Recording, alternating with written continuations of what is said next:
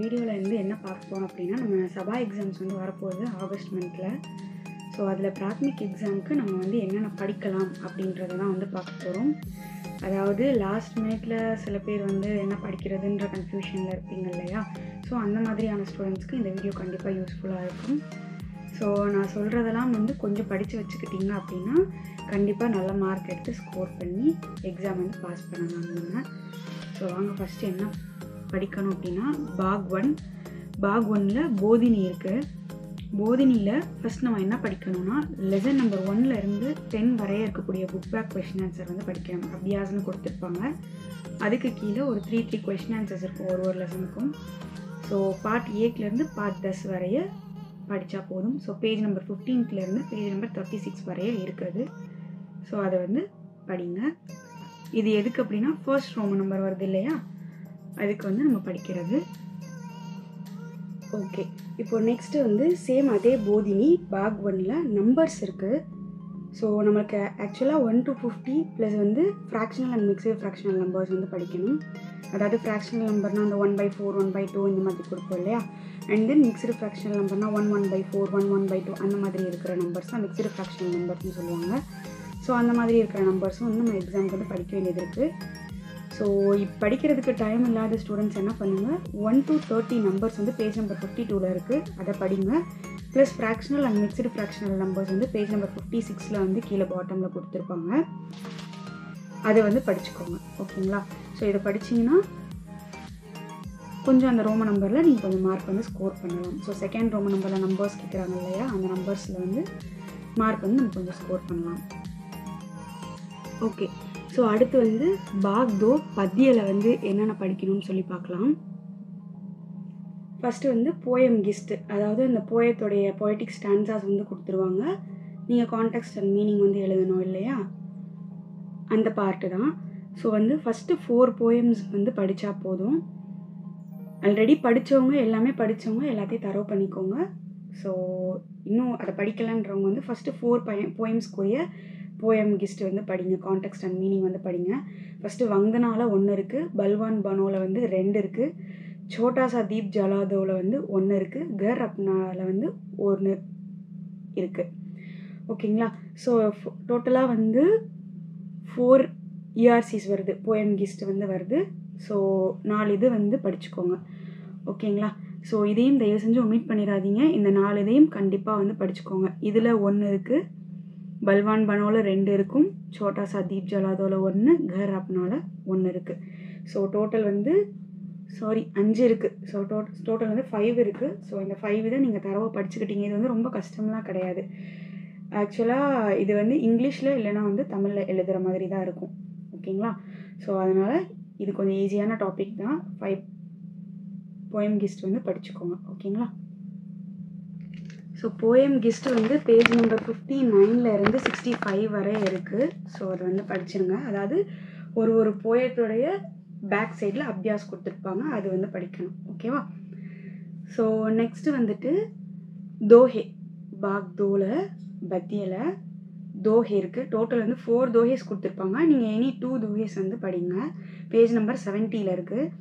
ஒரு comma fill stop கூட மாறாமல் எழுதணும். ஸ்பெல்லிங் மிஸ்டேக்ஸை கொஞ்சம் அவாய்ட் பண்ணிக்கோங்க. அண்ட் தென் ஆத்தரோட நேம் கண்டிப்பாக எழுதணும்.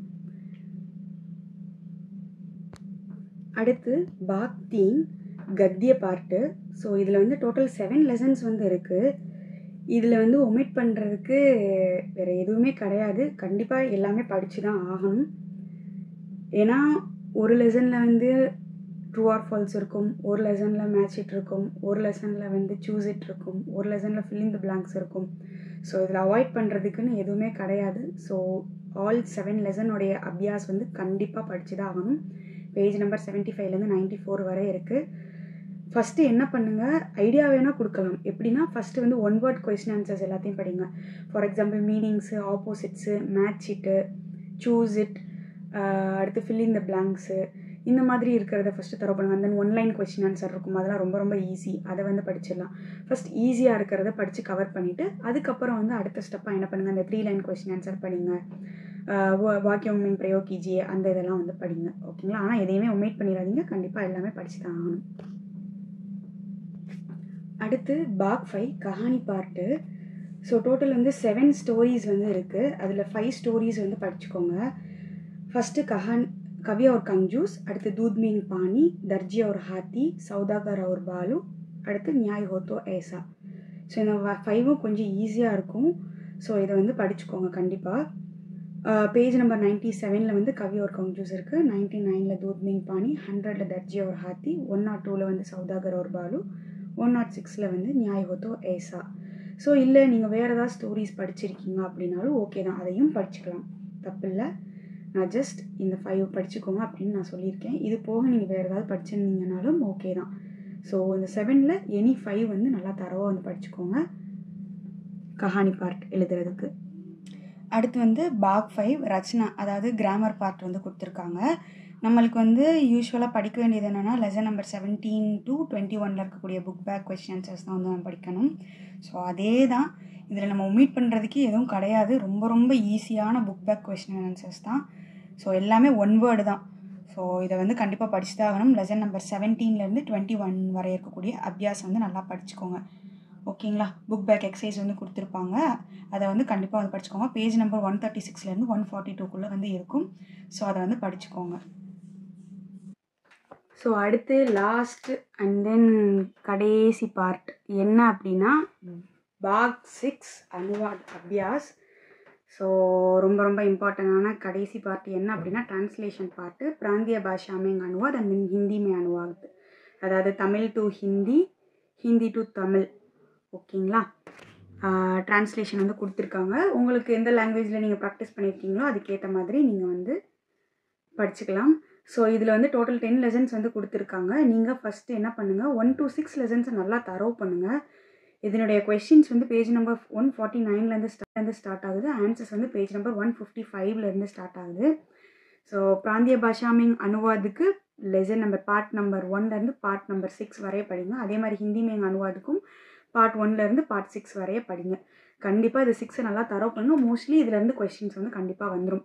ஸோ இது வரைக்கும் நான் சொன்னது எல்லாத்தையுமே நீங்கள் ஆல்மோஸ்ட் கொஞ்சம் நல்லா தரவாக ப்ராக்டிஸ் பண்ணி வச்சிங்க இந்த 1 மந்த்க்குள்ளே அப்படின்னா கண்டிப்பாக எக்ஸாமில் நல்ல மார்க்கோடையே ஸ்கோர் பண்ணலாம், ஓகேங்களா.